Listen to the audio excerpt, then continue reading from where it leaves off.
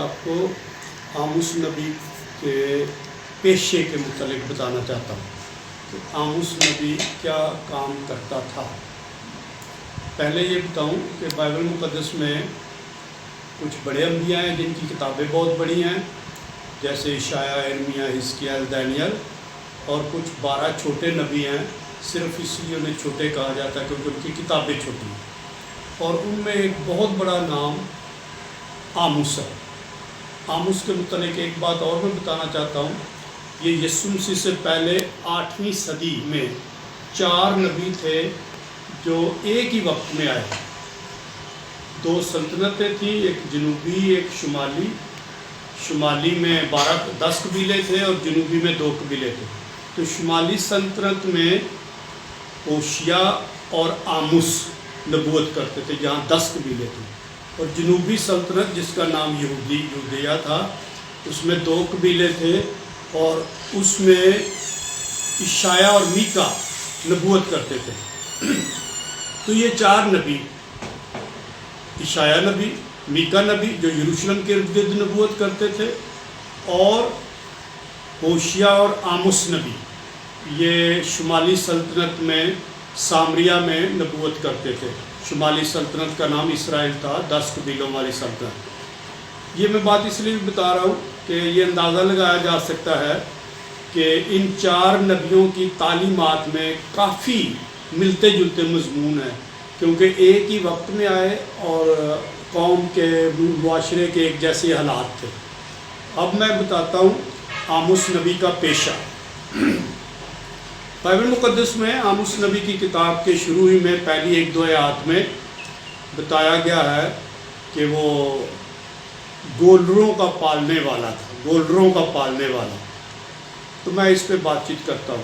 کچھ لوگ اسے پاسبان، گلابان، چرواہا کہتے ہیں، جو کہ بائبل مقدس میں عام لفظ ہے، اور چونکہ آج کل کی زیادہ ثقافتوں میں، خاص کر زراعتی ثقافتوں میں، یہ گولروں کو پالنے والے کا شعبہ نہیں ہے، اس لیے اسے سمجھنا مشکل ہے۔ یہ جو آموس نبی تھا، بنیادی طور پہ یہ جنوبی سلطنت کے تھا، یہ یروشلم کے ارد گرد تقو کے ایک گاؤں سے رہتا تھا،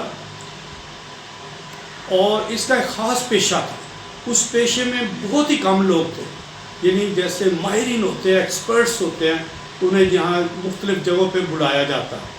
تو اس کا پیشہ یہ تھا کہ گولر ایک پھل کا درخت ہوتا تھا، اور اس پھل کو جب وہ لگتا تھا اور بڑھتا تھا تو ایک مناسب وقت میں ایک خاص انداز سے کٹ لگانا پڑتا تھا، جس کو ہم پنجابی میں کہتے ہیں پچھ لانا۔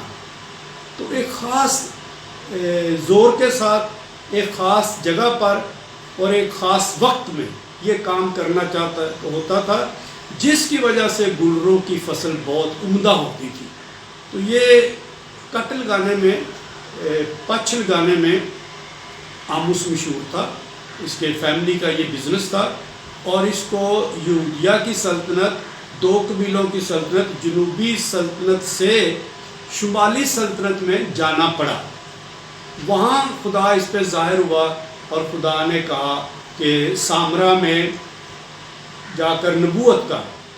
تو جب اس نے سامرا میں، جہاں بادشاہ کا تخت تھا اور بادشاہ کا سرکاری حکومت کا مذبح تھا، جہاں بت پرستی ہوتی تھی، تو ہوشیہ نبی نے ایک طرف سماجی انصاف کے لیے، وہاں سماجی ناانصافیاں بہت ہوتی تھی، آموس نبی اس کے لیے مشہور ہے کہ وہ سماجی انصاف کا نبی ہے، اس کے خلاف اس نے سماجی انصاف کے حق میں اور سماجی معاشرتی ناانصافیوں کے خلاف نبوت کی، اور دوسری سچی عبادت کے لیے، حقیقی عبادت کے لیے، خدائے واحد کی پرستش کے لیے، کیونکہ سامرا میں بت پرستی بہت ہوتی تھی جو بادشاہ کرواتا تھا، اور ایک کاہن بھی تھا، امسیہ کاہن، یہ سارے مل جل کے کرتے۔ تو آموس نبی نے ان کے خلاف باتیں کی۔ تو آموس نبی کے 2 بڑے مضمون ہیں، ایک سماجی انصاف کی حمایت میں بولنا، اور دوسرا سچی عبادت کی حمایت میں بولنا، عدل اور عبادت۔ تو آموس نبی نے کہا، اور وہاں جا کر ناانصافیوں کی مذمت کی، اور جھوٹی باتوں کی مذمت کی. اور جب بادشاہ اور کاہن نے آموس کو کہا کہ چلا جا، واپس چلا جا اپنے گاؤں، اپنی سلطنت میں واپس چلا جا، اگر تو نے روٹی کھانی تو ادھر جا کے کھا، یہاں ایسی غلط نبوت مت کر. تب آموس نبی نے کہا میں تو صرف ایک گلروں کا پالنے والا ہوں، میں تو کچھ بھی نہیں تھا. خدا نے مجھے بلایا ہے، خدا نے مجھے کہا ہے میں یہ نبوت کروں، اور میں نے یہ نبوت لازمی کرنی ہے اور یہی کرنی ہے. تو یہ ایک بہت خوبصورت کتاب ہے، آموس نبی کی کتاب، چھوٹی سی کتاب ہے کہ ایک طرف اس کا مضمون ہے سماجی انصاف، سوشل جسٹس، اور دوسری طرف سچی عبادت، ٹرو ورشپ. اور دونوں پر اس نے اس کی حمایت میں اور اس کی مذمت میں بات چیت کی. میں یہاں بتانا چاہتا ہوں کہ ہر نبی کا دو کام ہوتے ہیں، بدیوں کی مذمت کرنا اور نیکیوں کی حمایت کرنا، نیکیوں کی تبلیغ کرنا. ہر نبی میں، سچے نبی میں یہ دو باتیں ہوتی ہیں. تو میں یہ ایک چھوٹا سا خیال تھا اور میں یہ دینا چاہتا تھا کہ آموس نبی کا نبی بننے سے پہلے پیشہ کیا تھا، وہ کیا کام کرتا تھا. وہ گلروں کو پالنے والا تھا.